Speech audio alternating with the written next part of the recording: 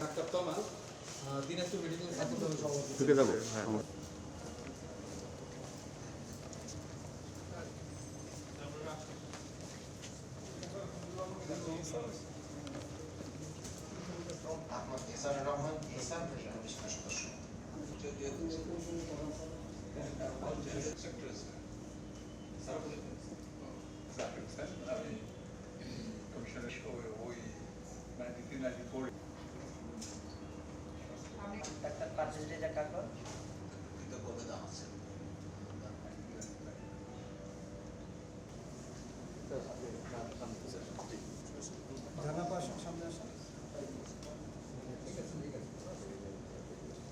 আমি মনে করি আমাদের যে কমিশন তথা দেশবাসী অত্যন্ত আশান্বিত। আপনাদের যেটা আপনার সংবাদ সম্মেলনে বলেছেন যেটা যে ইউনিভার্সাল হেলথ কেয়ার করার জন্য চেষ্টা করবেন। আমি এটুকু বলতে পারি যে ইউনিভার্সাল হেলথ কেয়ার আসলেই বাংলাদেশে করা সম্ভব। It's an achievable target. 5% মানে টাকা বাজেটে রাখবেন সেটা তাই তো বলছি, সেটা পর্যায়ক্রমেই আসতে হবে। তো ইউনিভার্সাল হেলথ কেয়ার করতে আলটিমেটলি হয়তো ওই অ্যামাউন্ট লাগবে, কিন্তু শুরু করতে তত না হলে করতে পারবেন, কোনো সন্দেহ নাই। আমি এখানে কিছুটা ব্যক্তিগত কথা বলতেছি যে আমরা ডায়াবেটিস সমিতিতে, আপনারা হয়তো জানেন আমি ডায়াবেটিস সমিতির সাথে জড়িত।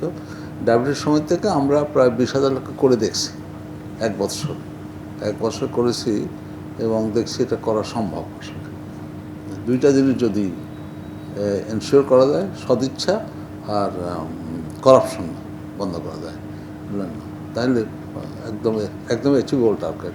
এবং এইটা যদি করেন, আমার কোনো সন্দেহ যে করা যাবে তাহলে এটা মানে অমর হয়ে থাকবে না। বাংলাদেশ জাতীয়তাবাদী দলের সর্বোচ্চ ফোরাম থেকে এই ব্যাপারে স্বাস্থ্য সংস্কার কমিশনের কাছে আমরা কি কাগজ পেশ করতে পারি সেটি নিয়ে দীর্ঘদিন আলোচনা হয় এবং সেই আঙ্গিকে একটি পর্যালোচনা যে আমাদের প্রস্তাবনা, সেই চলমান খসড়া প্রস্তাবনা সেটি আমরা গঠন করি এবং তার পরবর্তীতে আমরা স্বাস্থ্য সংস্কার কমিশন যে আজকে আমাদেরকে যে সময় দিয়েছেন তাদের সাথে আমাদের কথা হয়েছে এবং আমরা আসলে বেসিক্যালি তাদেরকে আমাদের যে প্রস্তাবনাটা সেটি আমরা দিতে এসেছি।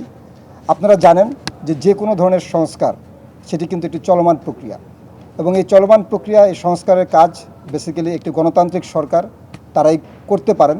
তাই এই ইন্টেরিয়র গভর্নমেন্টের কাছে আমাদের যে স্বাস্থ্য সংস্কার কমিশনের মাধ্যমে যে প্রস্তাবনাটা সেটা আমরা দিয়েছি, তারা আশা রাখি যে অচিরেই যে পরবর্তীতে যে সরকার গঠিত হবে এবং সেই সরকারের মাধ্যমে যে গণতান্ত্রিক প্রক্রিয়া যে সরকার গঠিত হবে সেই সরকারের মাধ্যমে তাদের যে স্বাস্থ্য সংস্কার কমিশনের যে প্রস্তাবনাগুলো সেগুলিকে প্রধান বিবেচ্য বিষয় হিসেবে তারা রাখবেন। সংস্কার নিয়ে আপনি কাজ করবেন, কিন্তু এর মানে এই নয় যে এটি কিন্তু একটি গণতান্ত্রিক সরকারই কিন্তু একমাত্র পারে এটাকে বাস্তবায়ন করতে, এবং নির্বাচিত একটি গণতান্ত্রিক সরকার।